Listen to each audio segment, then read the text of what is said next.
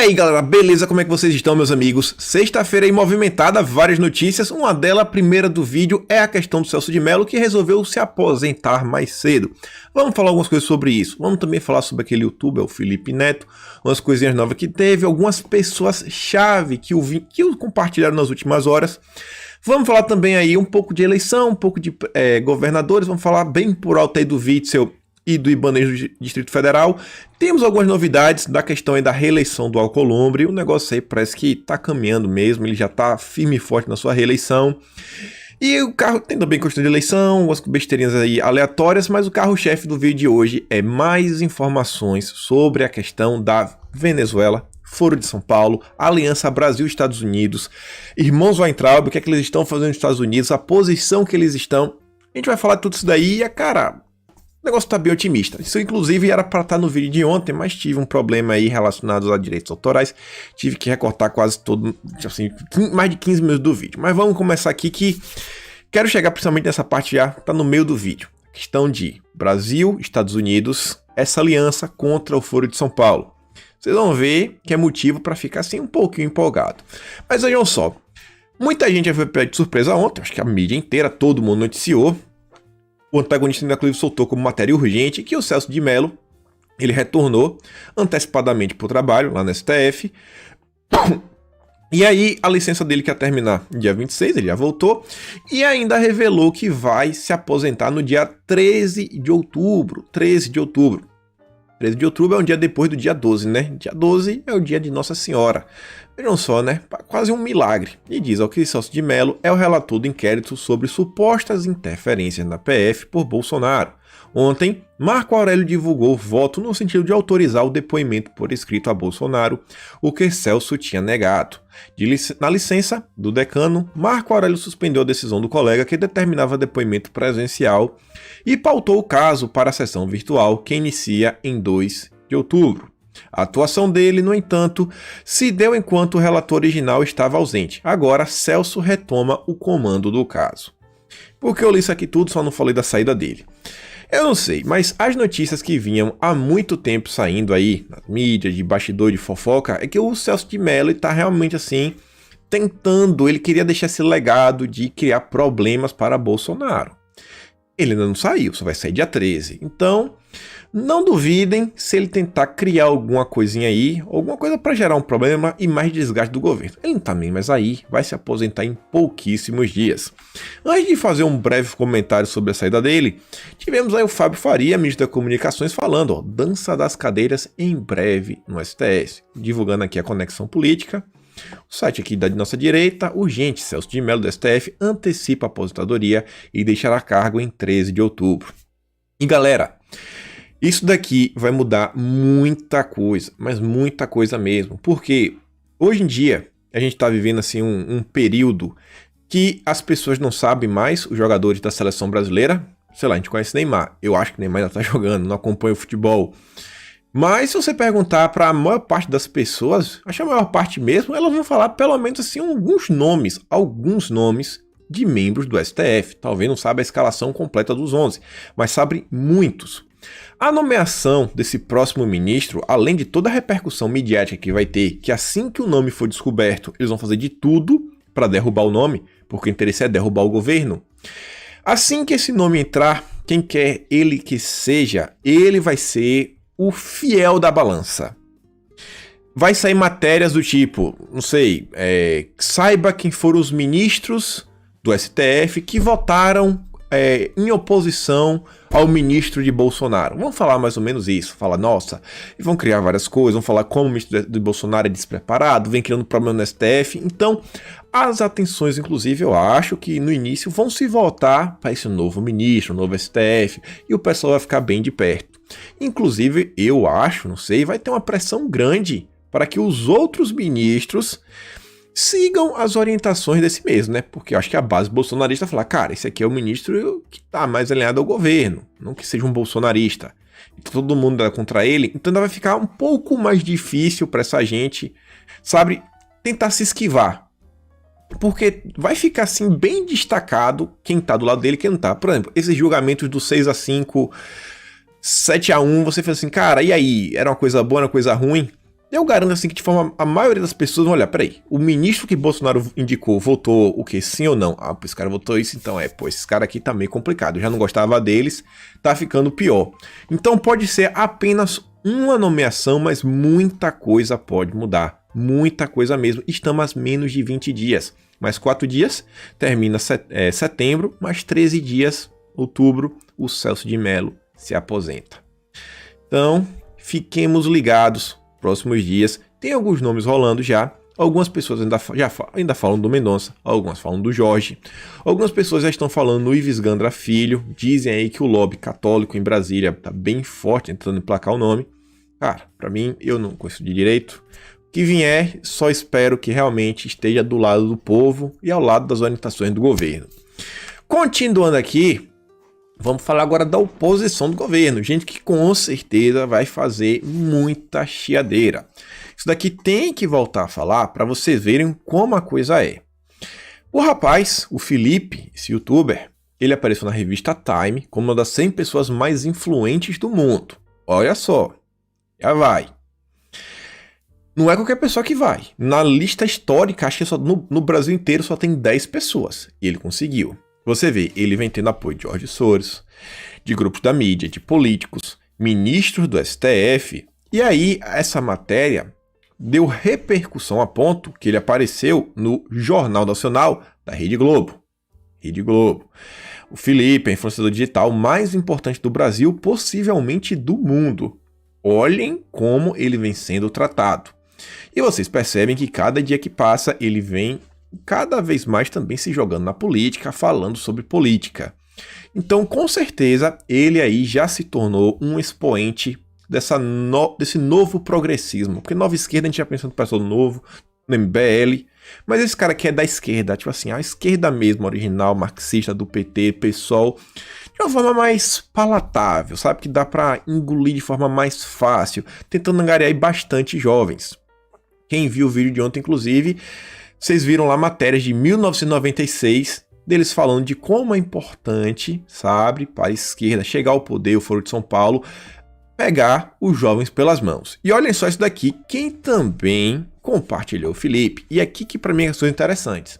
É ver quais são as pessoas que vêm apoiando. Você vê a Globo, você vê a Time, Jorge Soros, Vera Magalhães, estava no Roda Viva recentemente, é o Grupo Dória, ele adora o pessoal do Sleep Giants, você vê que essas agências de fact-checking também tem um respaldo para ele, a Tabata Amaral, ele está envolvido com a PL 2630, e agora a gente tem o Ciro Gomes, que também é do partido da Tabata Amaral, o PDT, que é o partido aí do Foro de São Paulo, e o partido mais próximo, eu acho que eu diria, lá dos amigos do Dória, daquele país dos amigos do Dória que vocês já sabem.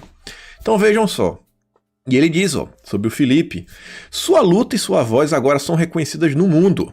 O Felipe entrou para a lista das 100 pessoas mais influentes da revista Time. Siga firme com seus ideais democráticos. Precisamos dessa energia para salvar o país. Então, olhem as novas alianças que vêm sendo formadas contra o nosso lado.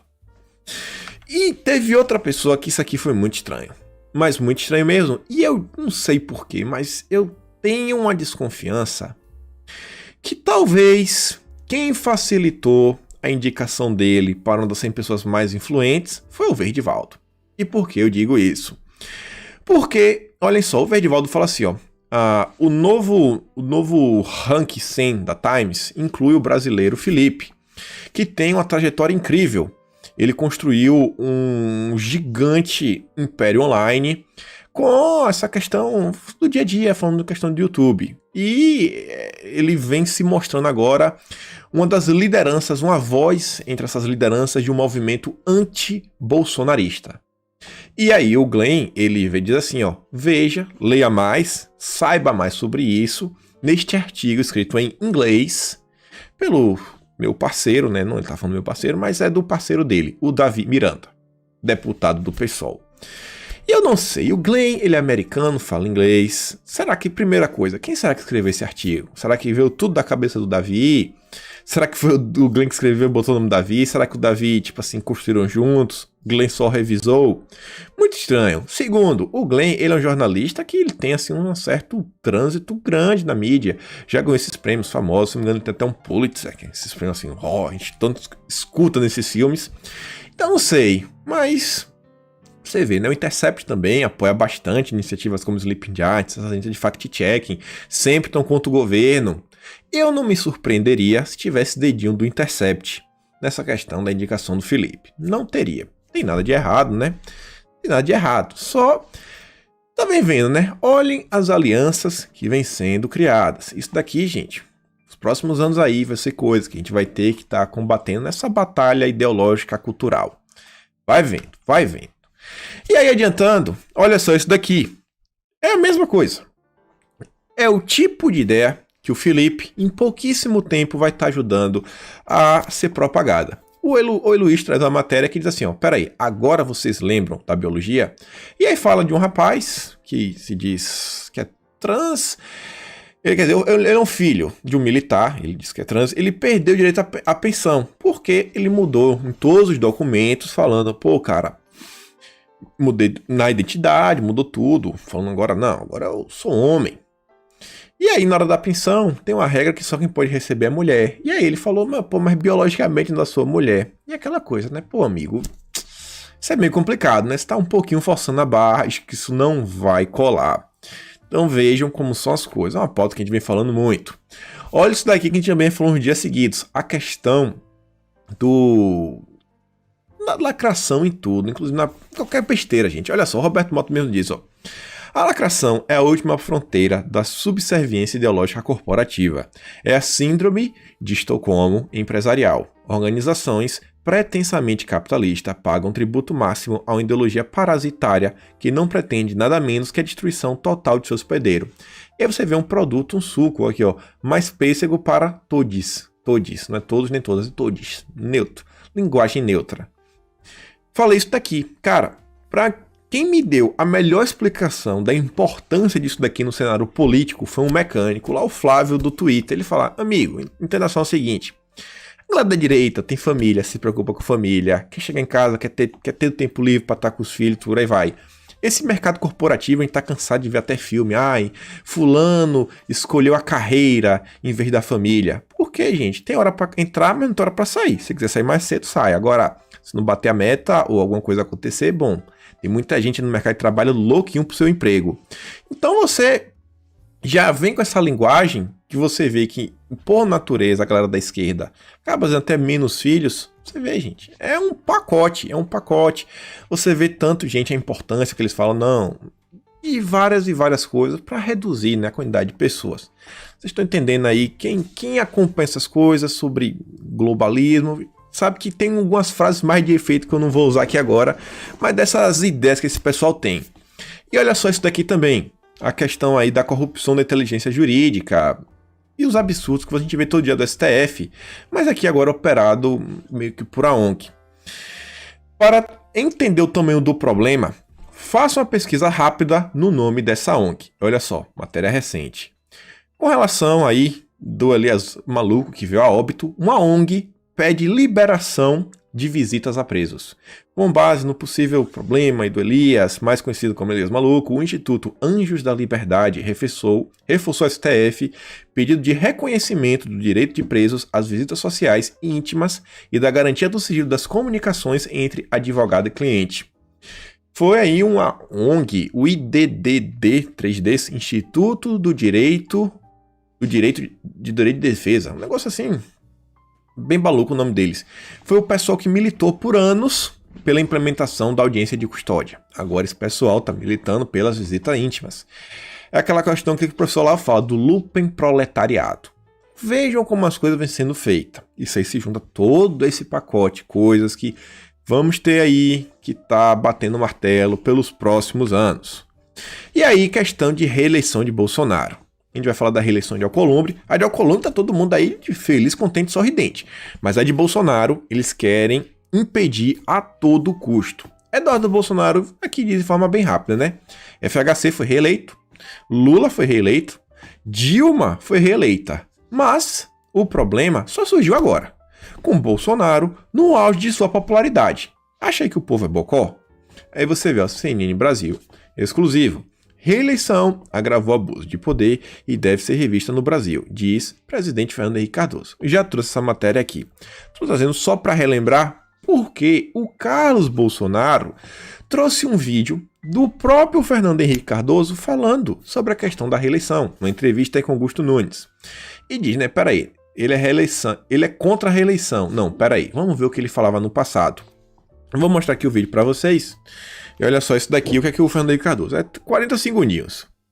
O senhor é a favor da reeleição? Eu sou a favor. Se não fosse reeleição, eu não teria feito a lei de responsabilidade social, esse sistema de metas, a rede de proteção social que deu nas bolsas, uma política social mais intensa, que só se pode fazer com o tempo. Não dá para fazer em 4 anos. Que são necessários. Eu acho que sim. Eu sou favorável a esse sistema, eu acho que isso institucionalmente funciona. Eu acho que é. Por que não a terceira eleição? Porque não existe o sistema. Porque a terceira, então é a quarta, a quinta é indefinido. Sim, duas, ponto. É ponto. E isso é um sistema existente, provável. Mas na Europa as pessoas ficam no poder. Mas é outro sistema parlamentarista. No sistema presidencialista. Aí tá bom, né? Vejam só. No passado falando da importância. Ele defendia, ainda falava da importância da reeleição. Porque tem vários projetos, vários programas que requerem um pouco mais de tempo, amadurecimento, construção de uma base, várias reformas. Ele era a favor. Agora, porque é Bolsonaro, não pode. Inclusive o Alessandro Molon, que está à frente dessa PEC para acabar com a reeleição, a justificativa dele de entrar com essa PEC é exatamente para frear, sabe, essa destruição que Bolsonaro vem promovendo. Palavras dele, né? Vejam só como são as coisas. Vejam só, é a grande hipocrisia. E aí, olhem só o seguinte. O cara desenhou aqui no ponto do fato. HS Nadel. O cara fez aqui um comentário que eu falei, mano, desenhou o problema que essa gente tem com o Bolsonaro. Olhem só.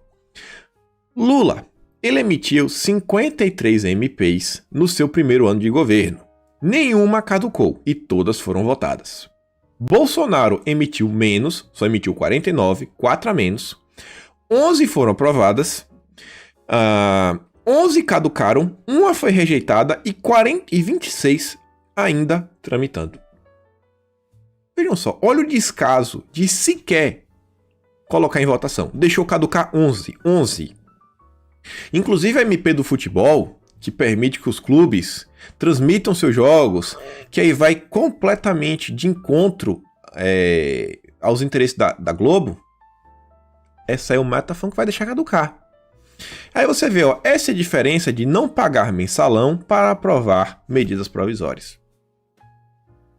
Aí o cara não entende, não vê, mas talvez se Bolsonaro estivesse pagando, o pessoal ia defender que ele ficasse no poder pro resto dos dias, né? Mas como não tem corrupção, não tem nada no governo, não, temos que acabar inclusive com o direito da reeleição. E aí, olha só isso daqui também, jogando contra o governo. Matéria aí das últimas horas da revista Isto É. O título é Vai começar a batalha da década.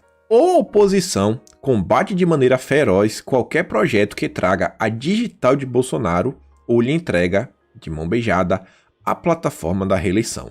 Leia a coluna do Carlos Graeb. Só quero mostrar 2 parágrafozinhos. Ele fala assim, ó, que essa semana vai começar a batalha da década, segundo ele, que pode definir o futuro do governo. Com a bênção do Planalto, o senador Márcio Bittar, do MDB, apresenta o seu relatório sobre a PEC do Pacto Federativo. Dele vai constar um novo programa social em substituição ao Bolsa Família e ao voucher, né, que o pessoal está recebendo, auxílio, que só pode ser pago até dezembro.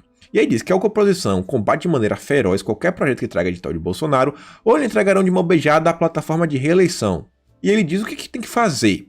Primeiro, é preciso denunciar aos gritos as falácias do discurso que o governo está ensaiando para fazer avançar os seus planos. Gente, o governo está preocupado em fazer um programa social melhor para ajudar a população mais carente, porque os programas sociais vão ajudar principalmente os mais pobres, sempre.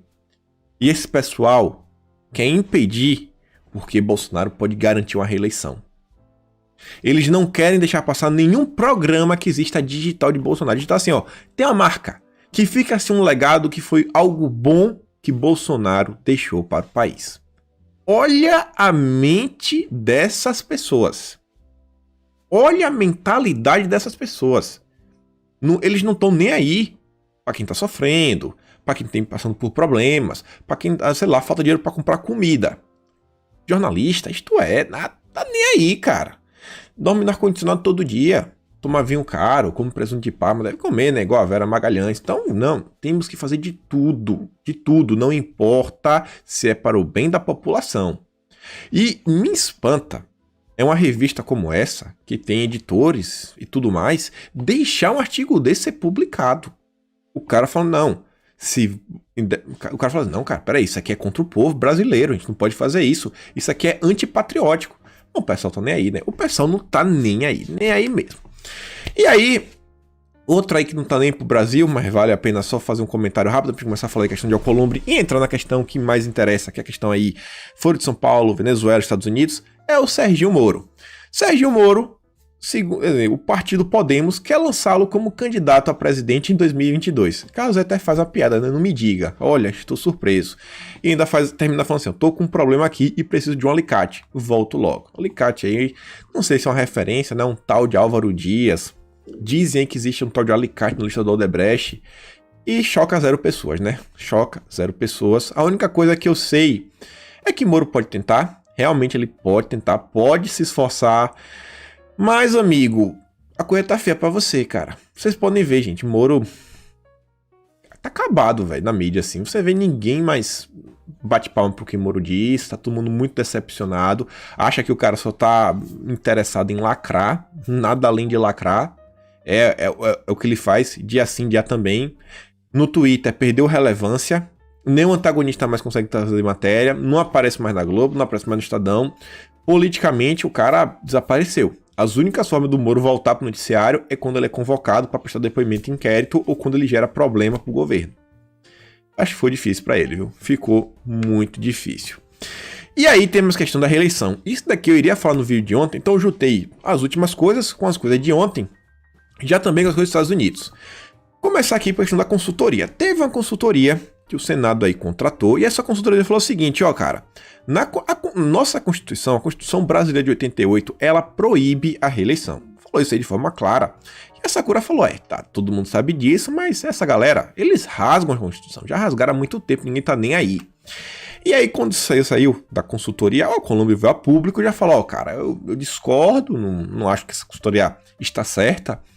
Inclusive, o teu antagonista fez uma matéria hoje falando que uma consultoria foi contra alguma coisa que ele também era contra, e nessa época a consultoria valia a pena, aí agora que é contra ele não vale mais. E aí o Alcolumbre falou assim, não, eu discordo e eu acho que quem que deve discutir essa questão é o plenário do Senado. É o plenário que deve discutir sobre esse assunto. E aí, vejam só, sai matéria do antagonista. Alcolumbre só pensa naquilo.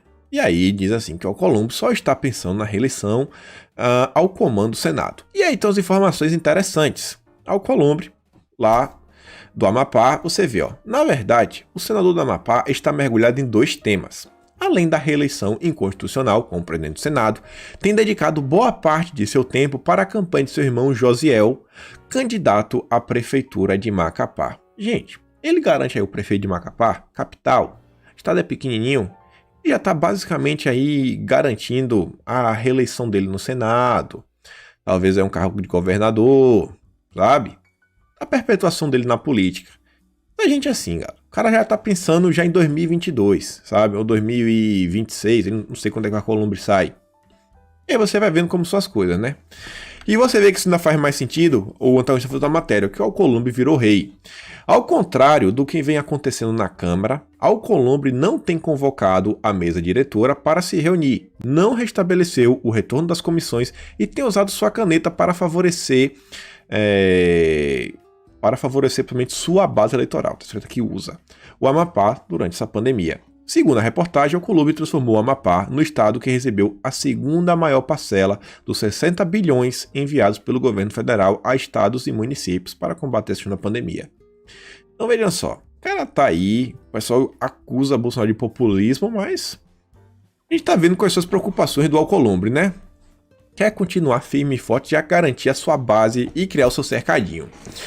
E aí, entrando aqui já quase na questão da Venezuela, Foro de São Paulo, que foi umas coisas que também saíram do Ernesto que eu não pude falar ontem, mas isso daqui ainda toca na questão da reeleição. Pra gente meio que fechar esse assunto com o próximo episódio que a gente vai falar do governo Bolsonaro, que algumas pessoas estão falando que poderia estar fazendo algo para impedir a reeleição. Mas vejam só. Essa matéria na CNN falando que Nelson Trade diz que Araújo respondeu a todos os questionamentos sobre o Pompeu.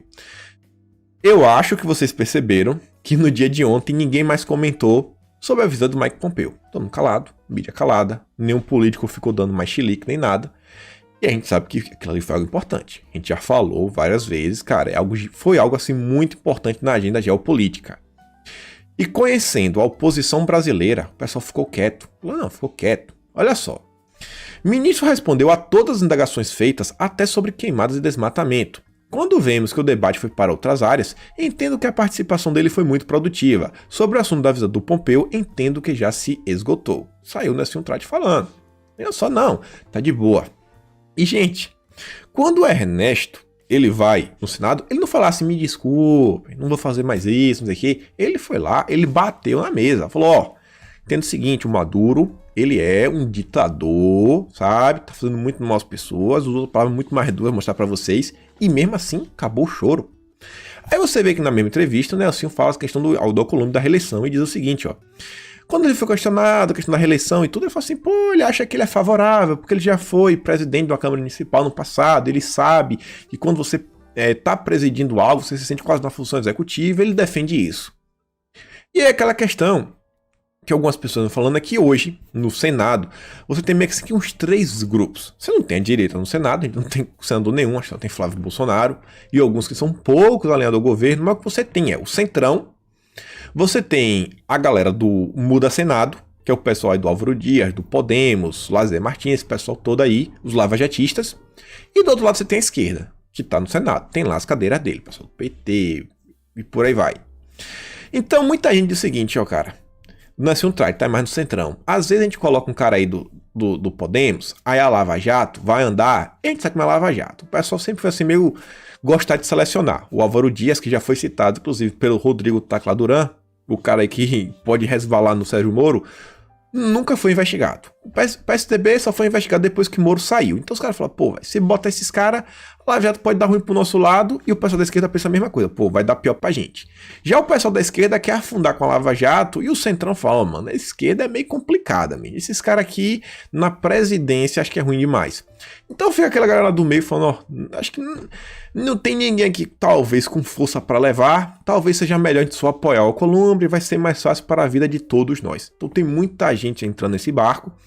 Vamos falar com o Alcolumbre, é mais fácil, a gente não tem nenhum nome para substituir, vai nele por aí, e fora que o Alcolumbre tá sentado em cima de projeto de muita gente, processo de impeachment, STF, toda essa turminha. Então, é aquela coisa, o Alcolumbre fala, ó, o ministro do STF, eu posso botar teu processo para andar, aí o ministro do STF chega lá, sei lá, para alguém que possa ter algum processo do STF. Ó, se o Alcolumbre colocar o meu, eu coloco o teu para entrar aqui no STF. Aí você já sabe como é as coisas em Brasília.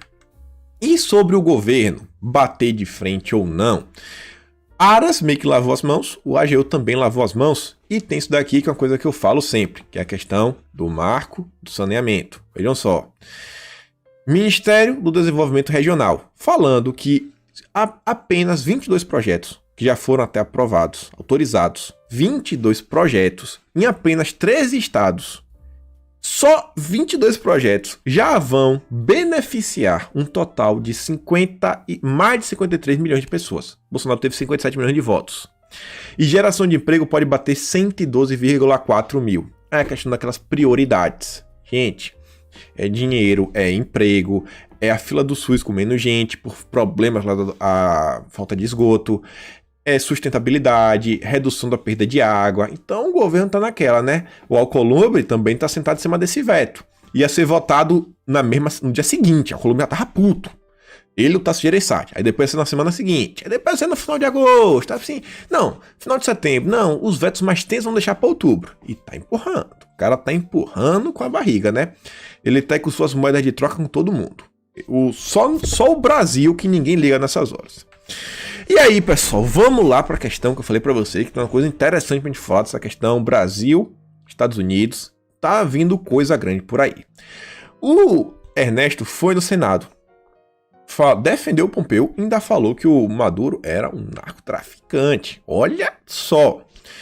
E o Ernesto Araújo, ele falou lá que ele conversou sim sobre a questão da Venezuela com o Pompeu. E ele falou o seguinte, quando tem esse encontro, sabe, com pessoas como o Pompeu, a coisa mais comum de todas é conversar sobre outros países. Não é fazer fofoca sobre o vizinho. Gente, o Ernesto é um ministro de Relações Exteriores.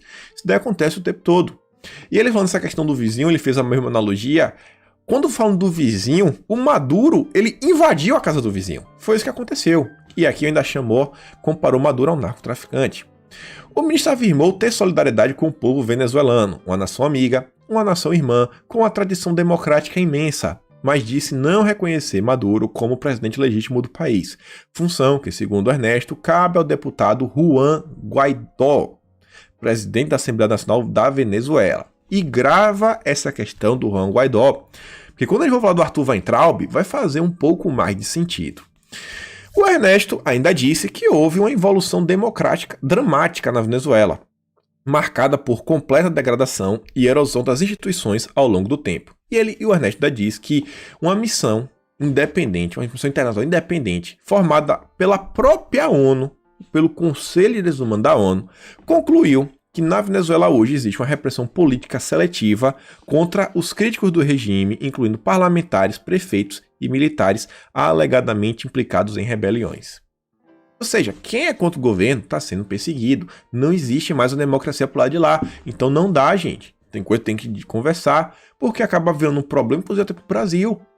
Gente, imagina aqueles estados que fazem fronteira, a quantidade de novos imigrantes que vem tendo. É gente que chega, que já não tá tendo emprego pro brasileiro. Então é melhor que a gente resolva as coisas no país da pessoa, porque a pessoa não tem que nem vir. Fica todo mundo lá. Isso daí é a coisa mais básica do mundo, fora toda a questão de direitos humanos. Então vocês veem, o Ernesto foi lá, todo mundo ficou quieto, mesmo falando essas coisas. É aquela coisa, tem algo grande vindo por aí. E aí você vê o Eduardo Bolsonaro, ele sai em defesa falando, né, que durante o governo Lula e Dilma, quando eles doavam milhões via corrupção por ditadores socialistas, tava tudo beleza. E aí foi o Ernesto e Bolsonaro que viraram essa página vergonhosa da política internacional brasileira e diz que os Estados Unidos é exemplo de país que devemos nos associar, e não Cuba, Venezuela e companhia limitada. E aí, olha só, Brasil e Estados Unidos podem anunciar 3 acordos na próxima semana. Já fez o anúncio de um acordo comercial, aumentou aí a parcela, né, a quantidade de açúcar que o Brasil pode exportar. Já é uma coisa, já é um ganho econômico, e vem mais coisa por aí. Não vai parar, não vai parar. Olha só, próprio Bolsonaro, há anos, já entende, né, dessa relação intrínseca entre Cuba, Venezuela, PSDB, Foro de São Paulo. Inclusive mostrei para vocês aquela reportagem de ontem, quer dizer, no vídeo de ontem não. No vídeo de ontem eu mostrei a reportagem de 96, onde o nosso capitão Bolsonaro, na época do PPB, se não me engano, do Rio de Janeiro, estava num debate junto com o coronel para falar que esse pessoal aqui da esquerda brasileira, lá da década de 60, 70, 80, era um bando de larápio, sabe? Gente de conversa mole. O pessoal errado era esse. Eles falaram assim, estão tentando mudar a história. O brasileiro precisa conhecer a versão das Forças Armadas. Essa gente aí tá macumunada com tudo que não presta. Bonorinho tava ligado. Falando, esse pessoal tá junto com os comunistas da União Soviética, estão junto com o pessoal de Cuba, sabe? Inclusive até com os amigos de Dória. Já em 96, Bonorinho tava sabendo de tudo. E falando, ó, eles querem acabar com a nossa liberdade. Com a nossa liberdade. E aí, olha só que começa a ficar interessante. Por que razão os tradicionais setores criptocratas, que adoram passar a mão no dinheiro público do cidadão do Brasil, né, têm demonstrado tanto desconforto e inquietação com essa parceria entre Brasil e Estados Unidos? Quais são as chances dessa reação estar relacionada à notícia de que os dois países estão próximos de concluir um acordo anticorrupção? Gente, um acordo bilateral Brasil e Estados Unidos para combater corrupção. A gente vai falar mais disso. Grave isso daí. Olha só, Eduardo Bolsonaro vem aqui para falar, ó, revelado novo esquema de corrupção do PT. A americana Sargent Marine admitiu ter pago milhões de dólares a alto escalão de Lula e Dilma. Esquema também envolvia Petrobras e Venezuela. Mídia brasileira escondeu, mas os Estados Unidos não. E ele coloca aqui, ó, empresa americana admite ter pago milhões de dólares em propinas ao PT. Temos a questão daquela refinaria, um monte de besteirinha. Olha só. E tem um acordo. Pompeu estava aqui. E já falei, Pompeu não é, sei lá, Pompeu é muito maior que Ernesto. Ernesto é só um ministro de Relações Internacionais, Exteriores. O Pompeu é como se fosse um Ernesto junto com o Braga Neto da Casa Civil, sabe? Ele é o testa de ferro, ele vai para dar aquelas notícias que ninguém quer dar, quase um emissário, ainda pode tomar suas decisões. Óbvio, sempre alinhado com o presidente americano. Então vai vendo.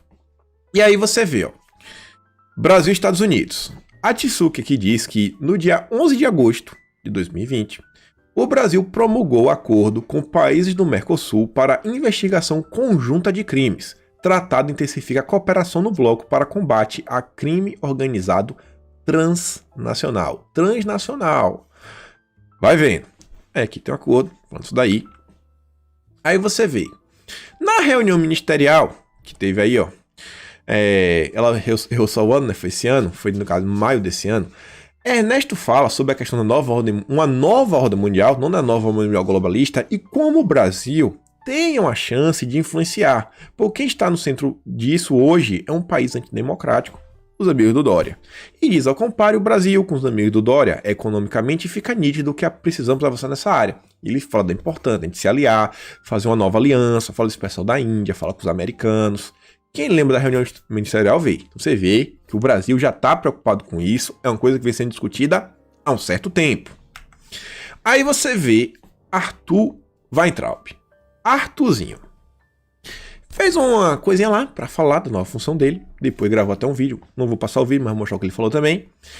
E olha só, o que é que o Arthur está fazendo agora? Ele foi para a OEA. Lembra que eu também falei a questão do Guaidó, né? E ele disse que ele virou secretário de segurança multidimensional. O que é que isso aí faz nessa secretaria? Está subordinado a essa secretaria os departamentos de segurança pública, crime organizado transnacional e secretaria de controle de droga e contra o terrorismo. Olha o que Eduardo Bolsonaro diz. Parabéns! Dá para trabalhar bastante nesta área, inclusive acerca da narcoditadura de Maduro. Renato diz, ó, explica muito do chilique da esquerda e dos membros do Foro de São Paulo com a visita do Pompeu. Parabéns, Arthur. Que Deus lhe guarde. Uma coisa para vocês. A primeira pessoa no mundo, desses grandes órgãos ou líderes políticos, que reconheceu o Guaidó como presidente, assim, real da Venezuela, foi o rapaz da OEA. Esqueci o nome do cara agora. Leonardo... Esqueci o nome do cara agora. Foi a primeira pessoa a reconhecer o Guaidó. Foi da OEA. E tá lá agora o Arthur. Olha em que lugar Arthur tá. Já o próprio Eduardo diz, ó, dá pra ir agora no pezinho no Maduro. Olha os acordos Brasil e Estados Unidos. Olha o chilique que foi que a mídia brasileira fez. E eu ainda falei em um dos vídeos, gente, o que mais me espanta é que no Brasil o chilique foi porque Ernesto estava com o Pompeu. E ficou tudo em torno disso. Só que qualquer pessoa que for checar uma matéria americana, da Austrália, da Europa, o pessoal está falando da magnitude da viagem do Pompeu. Porque ele não só teve no Brasil. Foi Brasil, foi 3 países que fazem fronteira com a Venezuela, mas outros países na América do Sul. Teve com o presidente da Colômbia. Então o negócio é grande. O negócio é grande. Aí o Arthur ainda fez o vídeo, ainda falando do trabalho, fala, tô entusiasmado. Completude da Secretaria do OEA, onde trabalho, bem cansativo. Iniciei já as reuniões com os diretores. As áreas são interligadas, visando também proteger a segurança pública e cibernética, controle de fronteiras e infraestrutura. Vou seguir compartilhando com vocês. Meus amigos, só para vocês verem algumas coisas. Já ouviram falar naquele escândalo do Banestado? Banestado? Quanto dinheiro foi para os Estados Unidos? Já ouviram falar naquele doleiro chamado Dario Messer? Dario Messer, dizem a lenda que ele tem alguma coisa em relação da Rede Globo, dólares. Será que um acordo aí desse, algumas pessoas, algumas peças se mexendo, Será que essa gente aí tá preocupada? Não sei. Isso aqui tá me deixando um pouco otimista, né? Vamos ver aí, principalmente com a questão da reeleição americana, a reeleição do Donald Trump. E aqui falando dele, vejam só. Já começou os comícios, lotado. E um deles na Flórida, ele falou uma coisa assim bem interessante. Ele falou que o Partido Democrata está completamente tomado por socialistas, marxistas e pessoas de extrema esquerda. E ele disse que fala assim, galera, a gente tá lidando com a galera assim que é biruta das ideias, sabe? Se você colocar eles no poder, eles vão aumentar seus impostos e vão tomar o bang bang. Isso daqui é marxismo clássico. Trump aí você vê que ele já se ligou. Que é a questão, vamos aumentar os impostos, que é como o governo vai virar dono de todos os meios de produção. E remover isso daqui, cara. Todo o Estado totalitário fez isso, né? Todos. E diz, ó, esse pessoal, eles vão abraçar as políticas de Cuba, políticas socialistas de Venezuela e vão acabar com o sonho americano, nesse sonho hispânico americano, o sonho americano de liberdade. Já nós, Partido Republicano, né, Trump, a pessoa direita, nós vamos garantir que a América nunca se torne um país comunista ou socialista. E ainda falou que a vice aí do Biden, a Kamala, é uma pessoa que é mais de esquerda do que o próprio Bernie Sanders. Vai vendo. E, meus amigos, o que é que eu acho interessante disso tudo? Pouquíssimos líderes mundiais eu tinha visto fazer um discurso tão assertivo contra a questão do comunismo. A gente vê Bolsonaro, realmente foi lá, não, comunismo não, o Brasil falando nossa bandeira jamais será vermelha. A gente já viu falar do pessoal da Polônia, deve ter aí a Hungria, uma coisa ou outra. Mas, cara, Trump agora tá batendo nessa tecla. Teve um vídeo aqui que rolou nas redes, inclusive foi por isso que eu tive que cortar um pedaço do vídeo ontem. A empresa aqui da Austrália pediu aí coisa, o vídeo já entrou vermelho já, foi nem amarelo, entrou vermelho. Foi o pessoal da ABC, uma rede TV. Trump fazendo um discurso falando, cara, socialismo não, comunismo não. No discurso da ONU, Trump tava falando, ó, a gente é solidário contra os povos de Cuba, Venezuela e Nicarágua. Os três países estão sob o domínio do Foro de São Paulo. A Nicarágua está até hoje. Mostrei para vocês, inclusive, naquela reportagem de 96, eles falando da frente, eu acho que é da Nicarágua, acho que é a frente sandinista. Acho que são sandinistas que estão na frente da Nicarágua. Então, não lembro se é isso daí ou é Salvador, mas acho que é da Nicarágua. E Trump falava que ele celebrou depois os novos acordos que foram criados com a galera de El Salvador. Que aí caiu o pessoal do Foro de São Paulo, que é a frente funda alguma coisa, funda alguma coisa, não lembro agora o nome agora, me desculpa. Mas caiu e agora entrou um novo presidente, que aí sim dá para ter diálogo e as coisas estão começando a mudar em El Salvador. Então você vê tudo que vem acontecendo, todas as peças que vem mudando, o discurso que Trump vem fazendo, as coisas que vem acontecendo no Brasil, posições que o Arthur Weintraub assumiu, acordos que vem sendo fechados com os Estados Unidos, falas do Felipe Martins. Olha tudo que vem sendo construído. Olha só, eu tô animado. E aí, mudando só um pouquinho, mas a gente ainda vai dar uma última pincelada. Carlos Bolsonaro fala, né? Rapaz, temos quase 16 mil ONGs na região da Amazônia e ela continua pegando fogo, né? Realmente esse pessoal não está conseguindo resolver nada. E aí, o pessoal que tanto critica o governo Bolsonaro, tá aí, ó. O governo Bolsonaro da Justiça cobrando aí quase 900 milhões de reais do pessoal que tá desmatando a Amazônia. Ainda atrás mesmo da gente. Governo. Eu nunca vi um governo brasileiro que combatesse tanto crimes ambientais. Nunca vi em minha vida. E aqui, pra gente fechar esse assunto aqui, da questão Brasil, Estados Unidos, Foro de São Paulo e outras coisas, eu tinha colocado no vídeo que a priori eu ia ter que remover, mas eu mudei umas coisas no título. Tiraram a queixa que estava lá. O Pequi é um garimpeiro lá do Pará.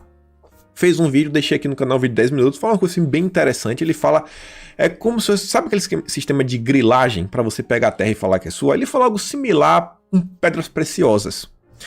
E aí o Renato, ele diz o seguinte, ó, que o Banestado, cuja investigação foi seletiva justamente por conta de suas entranhas no establishment, era justamente um dos bancos da década de 90 quem mais atuava nesse processo de lavagem de dinheiro. E o Pequi está falando, como inclusive grupos como o Hezbollah, esse nome assim não é muito bom de falar, que vem operando na Venezuela, é amigo do pessoal do Foro de São Paulo, desde pelo menos 2007, inclusive aí tentando trazer a religião deles para lá. Esse grupo está envolvendo essa questão de garimpo ilegal no Brasil.